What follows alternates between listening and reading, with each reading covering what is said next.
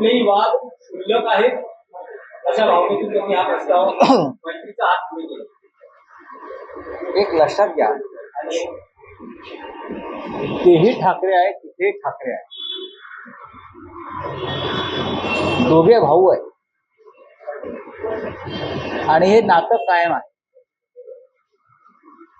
काही राजकीय मतभेद झाले आणि त्यातून जरी मार्ग वेगळे झाले असले तरी हे मार्ग जे आहे, उद्धव ठाकरे यांचा मार्ग हा कायम महाराष्ट्र हिताचा राहील. राज ठाकरे यांचं वक्तव्य मी सुद्धा ऐकलं, माननीय उद्धवजीने सुद्धा ऐकलं. त्यात त्यांनी जी भूमिका मांडली आहे की महाराष्ट्र हितासाठी मी जे काही वाद आहे ते मिटवायला तयार आहे. त्याच्यावरती उद्धव साहेबांचं असं म्हणणं आहे, कोणताही वाद आणि भांडण नाही आणि असलं तर मिटवायला वेळ लागत नाही. फक्त भूमिका इतकीच आहे की लोकसभा निवडणुकीच्या वेळी, विधानसभा निवडणुकांच्या वेळी माननीय उद्धव ठाकरे हेच सांगत होते की या महाराष्ट्राच्या मुळावर येणाऱ्या फौजा आहेत त्यांच्याशी आपण कोणताही संबंध ठेवता कामा नाही. ठीक आहे, 25 वर्ष आमची युती होती आणि त्यातल्या काही काळ राज ठाकरे सुद्धा त्यात सहभागी होते शिवसेनेमध्ये असताना. पण जेव्हा महाराष्ट्राच्या मुळावरच घाव घालण्यासाठी शिवसेना तोडण्याचा प्रयत्न झाला तेव्हा आम्हाला बाजूला व्हावं लागलं. तर लोकसभा विधानसभेच्या वेळेला आमची भूमिका होती की यात महाराष्ट्राच्या शत्रूंना कोणत्याही प्रकारची मदत होईल अशी भूमिका घेऊ नये. मग काळे काळजी असते शेतकऱ्यांची, महाराष्ट्रातून जो कारभार होतो बाहेर चाललाय त्या संदर्भातल्या भूमिका आहे.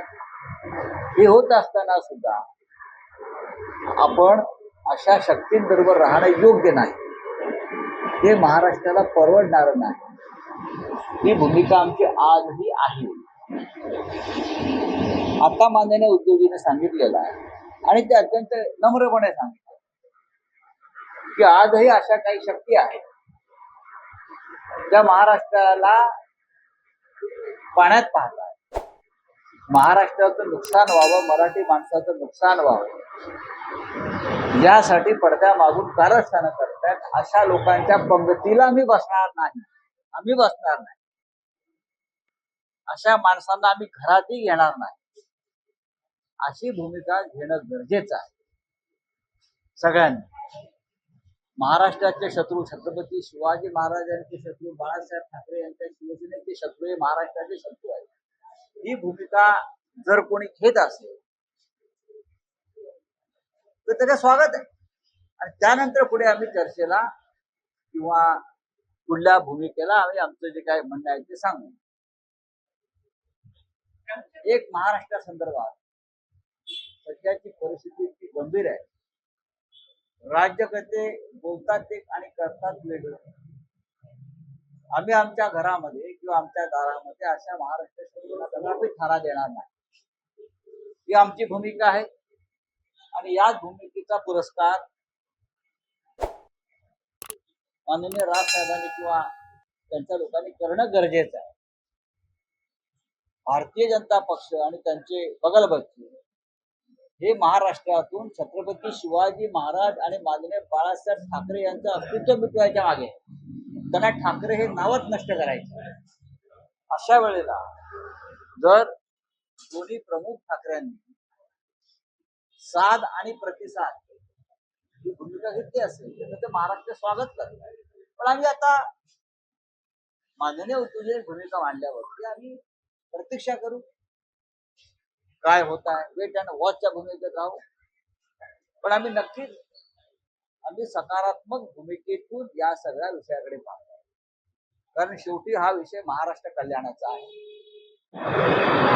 त्यावेळेला महाराष्ट्र निर्माण होत असताना, मुंबईचा लढा होत असताना, ज्या वेळेला अनेक विचारसरणीच्या लोकांनी आपले वाद आणि मतभेद बाजूला ठेवून महाराष्ट्रासाठी एकत्र यायचा निर्णय घेतलाच होता. आम्ही त्याच प्रवाहातले कार्यकर्ते आहोत.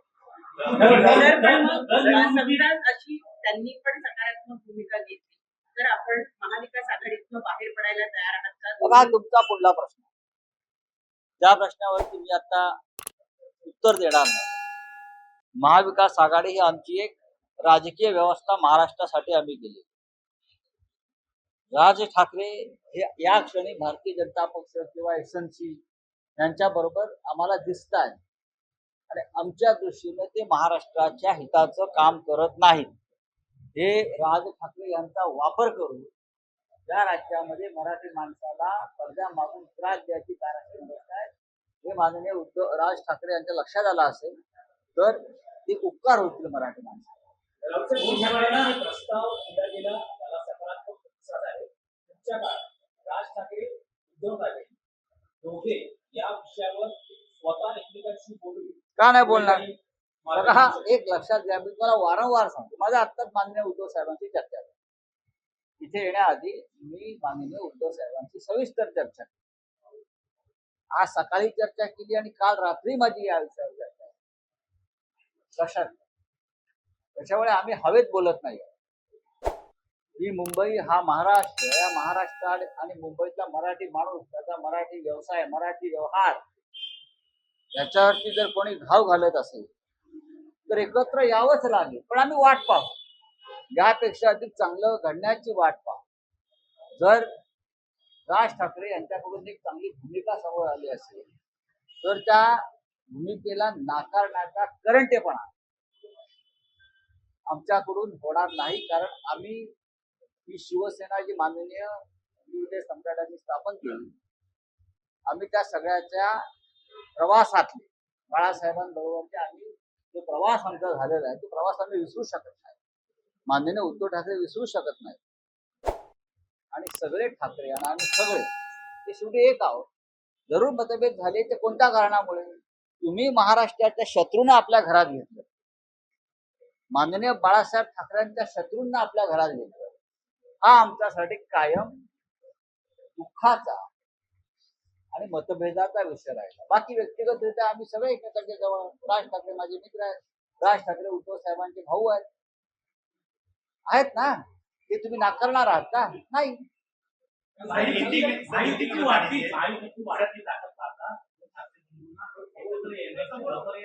बघा, महायुतीची ताकद नाही. महायुतीची ताकद काय हे तुम्हाला समजून घ्यायला वॉशिंग्टनला तुळशी गबाडकडे जावं लागेल. महायुतीची ताकद काय हे वॉशिंग्टनला बसून तुळशी गबाडने सांगितलंय की ईव्हीएमच्या माध्यमातून कसे घोटाळे करून निवडणुका जिंकल्या जात आहेत. हे अमेरिकेच्या इंटेलिजन्स ब्युरो म्हणजे गुप्तचर विभागाच्या प्रमुख मिसेस तुळशी गबाड यांनी सांगितलंय. ताकद नाही, लांड्या लवाड्या आणि चोऱ्या माऱ्या येत्या. अर्थात दोन ठाकरे एकत्र आले जरी लोकभावना आहे तर त्याच्यावरती महाराष्ट्रामध्ये काय भावना आम्ही समजून घेत आहोत.